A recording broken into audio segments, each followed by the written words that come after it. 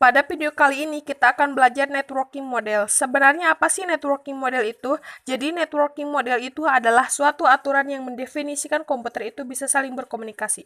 Untuk saat ini, networking model yang terkenal itu ada dua, yaitu TCP/IP dan OSI. Ini adalah apa yang terjadi jika open networking model belum tentu ada. Jadi sebelum TCP/IP dan OSI layer itu lahir, ini yang terjadi, yaitu setiap vendor dia memiliki networking model masing-masing. Contohnya, pada tahun 1974, IBM membuat networking model miliknya sendiri, yaitu System Network Architecture atau SNA. Dan vendor-vendor lain itu membuat networking model miliknya sendiri-sendiri.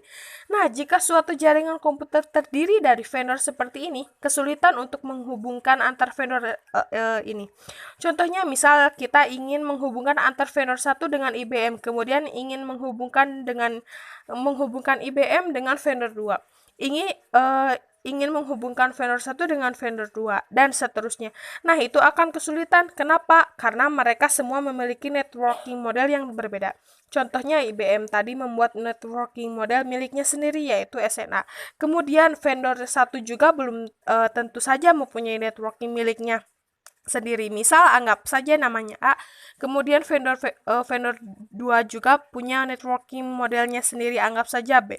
Karena setiap vendor ini mempunyai networking model yang berbeda-beda, maka komunikasi antar vendor ini sulit dilakukan, bahkan sangat sulit. Kemudian datanglah open networking model yang ditujukan untuk menjembatani antar vendor tersebut. Jadi tujuannya adalah vendor menggunakan networking model yang sama, entah itu OSI ataupun TCP/IP.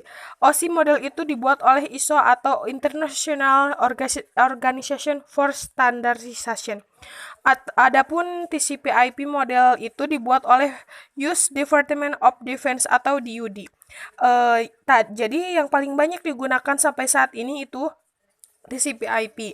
Nah, sekarang kalau sudah ada networking model, jadi setelah ada TCP/IP itu semua vendor menggunakan open networking yang sama, yaitu TCP/IP. Nah, kalau sudah menggunakan TCP/IP model seperti ini, nantinya komunikasi antar vendor itu akan sangat mudah. Contohnya kita ingin vendor satu dengan IBM saling berkomunikasi. IBM dengan vendor 2 juga ingin saling berkomunikasi. Begitu juga vendor 1 dan vendor 2 juga ingin berkomunikasi. Nah, ini semua akan mudah karena mereka sudah menggunakan networking model yang sama, yaitu TCP/IP. Nah, sekarang kita bahas apa itu TCP/IP.